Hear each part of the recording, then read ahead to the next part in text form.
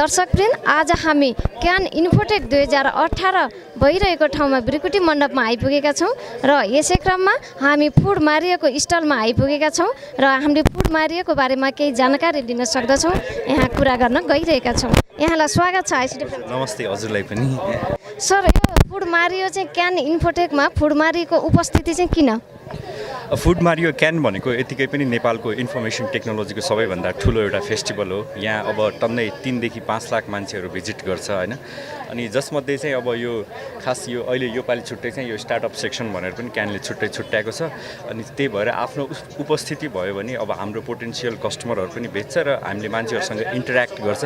हाम्रो एउटा यो ओपन प्लेटफर्म भएको हुनाले चाहिँ सबै मान्छेहरूलाई अवेर गराउनु पनि जरुरी छ फुडमारियो भनेर के हो कस्तो हो भनेर सबै प्रक्रियाहरू। सो त्यही भएर चाहिँ हाम्रो उपस्थिति यहाँ हुनुभएको। त्यही भने अब हामीले फुडमारियो त भन्यौँ होइन, खास यो फुडमारियो भनेको चाहिँ के हो, यसको बारेमा पनि केही बताइदिनुहोस्। ओके, फुडमारियो यस्तो प्लेटफर्म हो होइन, यस्तो युनिक प्लेटफर्म हो जहाँ चाहिँ कुनै पनि मान्छेले एज अ होम कुक बनेर आफ्नो खाना बेच्न पनि पायो होइन, अरूले अफर गरेको होम कुक फुड किन्न पनि पायो। सो यसलाई अझ डेमोक्रेटाइज प्लेटफर्म भनौँ। दुइटै एन्डमा चाहिँ जसले पनि जोइन गर्न पायो एज अ प्लेटफर्म चाहिँ हामीले चाहिँ दुइटैलाई फेसिलिटेट गर्छौँ। सो फुडमारियो भनेको चाहिँ त्यही दुइटैलाई कस्टमर र कुकलाई कनेक्ट गराउने एउटा युनिक प्लेटफर्म हो। अब यसमा सबै नै आइटमहरू प्रडक्टहरू हुन्छ? यस्तो हुन्छ, अब खास के राख्ने आइटम नराख्ने त्यो चाहिँ कम्प्लिटली कुकमा डिपेन्ड गर्छ। उहाँ के पकाउन सक्नुहुन्छ, उहाँ के को लागि राम्रो हुन्छ, के कुरा पकाउनुको लागि उहाँ प्यासनेट हुनुहुन्छ। सो त्यो कुकमा डिपेन्ड गर्छ कि के राख्ने प्लेटफर्ममा भनेर। अब अहिले करेन्टली हामीसँग 8 देखि 10 वटा विभिन्न कुकहरू छ। सो अनि उहाँहरूले सबै प्रोडक्टहरू हेर्ने हो भने अहिले 50 देखि 60 नेपाली, नेवारी, इन्डियन, कन्टिनेन्टल सबै प्रकारको फुडहरू अभाइलेबल छ। अनि यो चाहिँ बिस्तारै अब बढ्दै पनि जान्छ। कुकहरूको विशेषता अनुसार चाहिँ अब पछि सबै कुराहरू उपलब्ध हुँदै पनि जान्छ। अहिले चाहिँ हाम्रो फुडमारियोको कस्टमर चाहिँ कति पुग्नुभयो? ओके, कस्टमर अब अहिले हामीले करेन्टली गरिरहेको भनेको दिनमा 100 देखि 150 वटा अर्डरहरू चाहिँ हामीले फुलफिल गरिरहेछौँ। सो त्यो भनेको चाहिँ हजुरले देख्न सक्नुहुन्छ कि 100 to 150 भनेको चाहिँ एक्टिभ युजर भयो। सो हामी मान्छेहरू कहाँ पनि अब हामी 1,500-2 हजार मान्छेहरूलाई पनि सर्भ गरिसकेको छौँ। हामीले जुनमा स्टार्ट गरेर अहिलेसम्म अलमोस्ट 10,000 प्लस मिल्सहरू पनि डेलिभर गरिसकेको छ।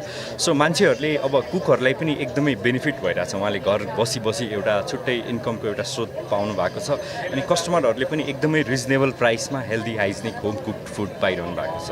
हामी क्यान इन्फोटेकमा छौँ होइन, आज त अब हामी अन्तिम दिनमा आइसकेछौँ। भिजिटरहरूको फिडब्याक कस्तो पाउनु? ओके, भिजिटरहरू अब प्राय हामी कुराकानी गरिरहेछौँ। अनि जति पनि मान्छेहरू आइरहेछ उहाँहरूलाई चाहिँ हाम्रो कन्सेप्ट चाहिँ एकदमै युनिक लागिरहेको छ, एकदमै मन परिरहेको छ।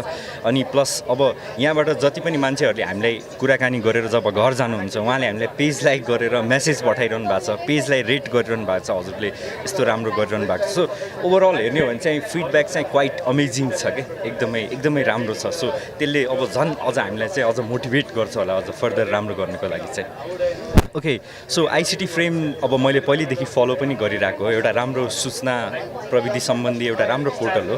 सो उहाँहरूलाई चाहिँ अब हजुरको पोर्टलहरू पनि अझ हेर्नुहोस्, सूचना प्रविधिसँग नेपालको अझ फ्यामिली रहनुहोस्। सँगसँगै अब आफ्नो स्टार्टअप फुडमारियोको बारेमा भन्नुपर्दाखेरि चाहिँ हजुरले बुझिसक्नुभयो कि यो कस्तो प्लेटफर्म हो भनेर। सो जति मान्छेहरूलाई अवेर गराउनुहुन्छ, जस्तै सपोज हजुरले कसैलाई भन्नुभयो भने उहाँलाई इम्पावर गरे जस्तै नै उहाँलाई एउटा स्रोत देखाएको हो। सो म चाहिँ के भन्छु भने कोही राम्रो खानेकुरा पकाउने मान्छे हुनुहुन्छ भने सजेस्ट गर्नुहोस् फुडमारियो प्लेटफर्म जोइन गर्न। अनि हजुर पनि अर्डर गर्नुहोस् ताकि healthy hygienic home cooked food चाहिँ पाउनुहुन्छ।